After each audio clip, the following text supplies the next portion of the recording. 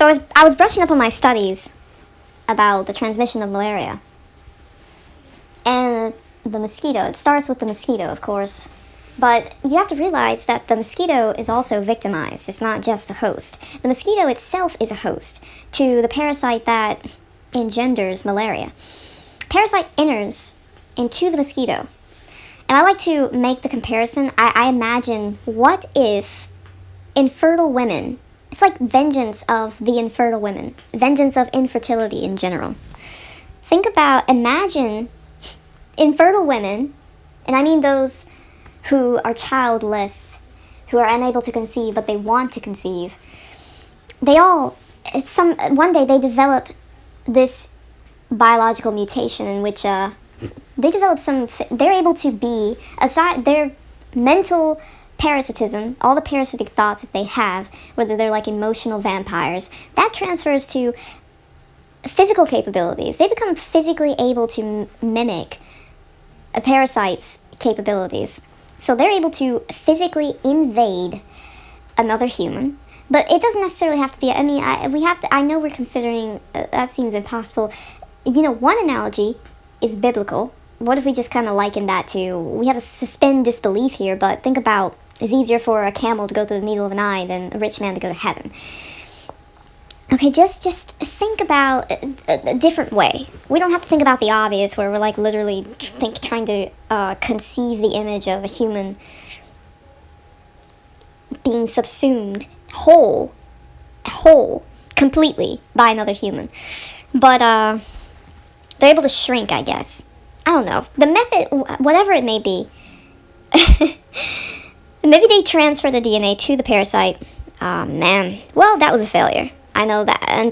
I'll have to return to that when I find something conceivable in which that could be conducted. But the parasites, at least for the parasites at least, is vengeance for their infertility. They are unable to conceive alone, so they have to use another living organism. So it's a living organism procreating, making another life in another living organism, but destructively. Ultimately, their children are not meant to survive. So all their effort is in vain, but it's all they know. This is their genetic coding. Well, I think in terms of the vengeance itself, they're successful.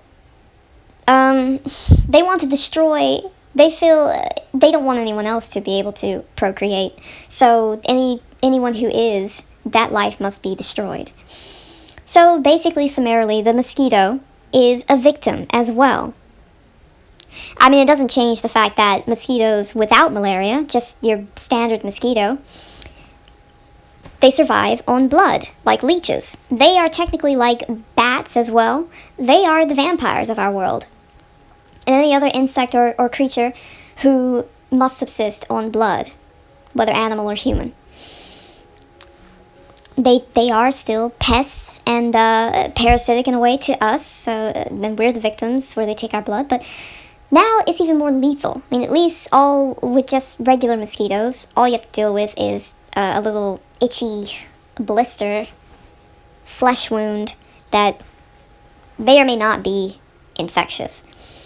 But at least in the case of malaria, it isn't accompanied with a possibly lethal injection of disease.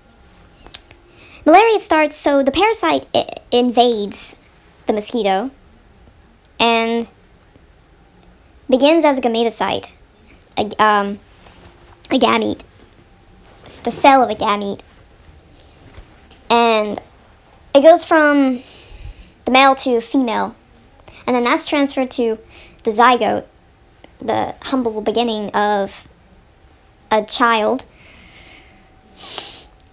And then instead of transitioning from the zygote to the embryo, it instead skips the process entirely, and it doesn't need to fulfill that entire process because they're going to be destroyed anyway. They're going to be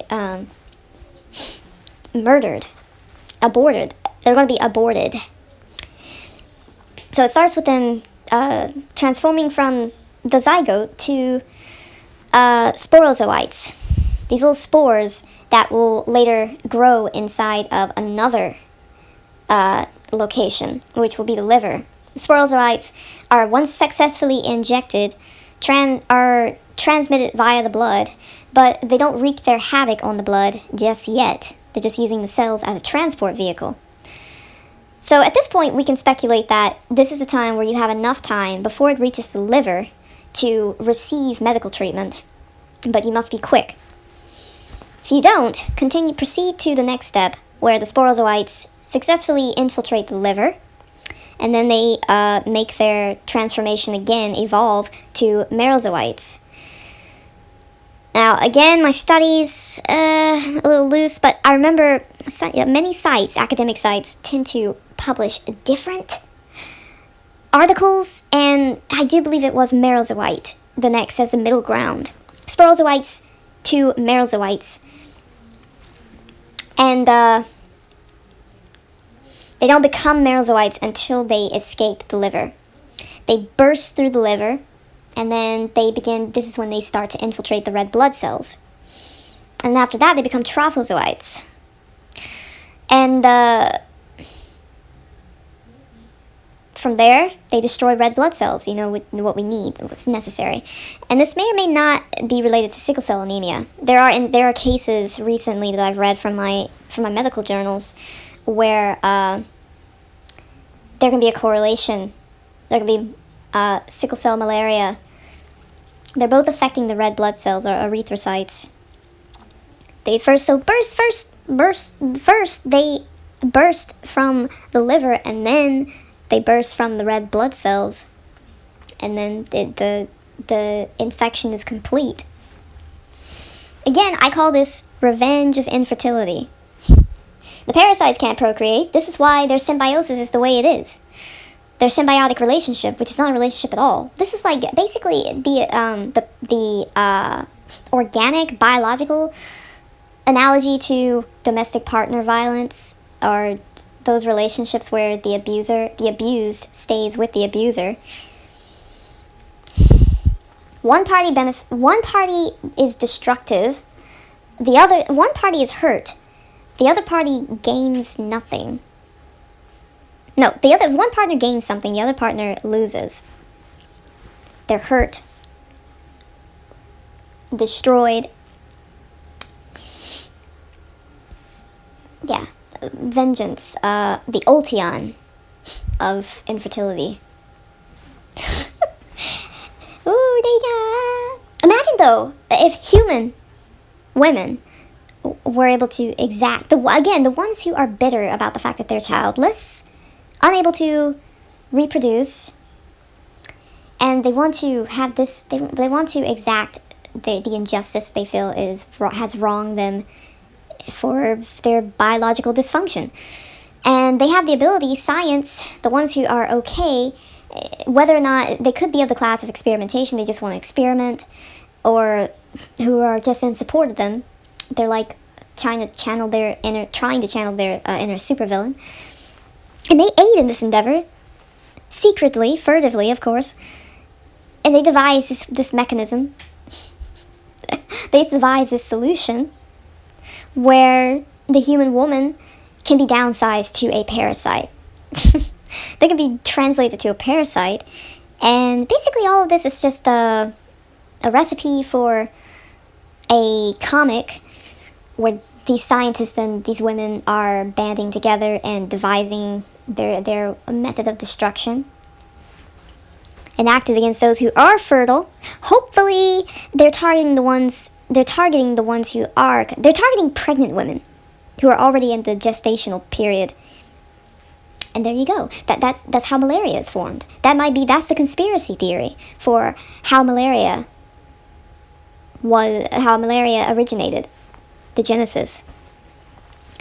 Now, in later news, we'll try to investigate and determine the reasoning for carcinogenesis, for the genesis of cancer, in all its forms, making an elaborate,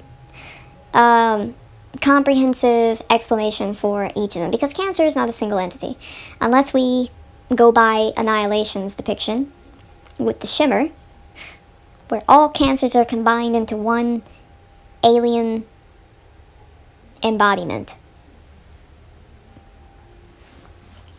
which is so mesmerizing. I believe the only people that find cancer mesmerizing are those affected by specific optical cancers, and mainly glaucoma. I feel like cancer would be mesmeric, hypnotic, enticing to those who have glaucoma, because they're able to treat that with medicinal marijuana. They get to smoke. They get to smoke trees and get high. What better treatment could you want? The better alternative to going bald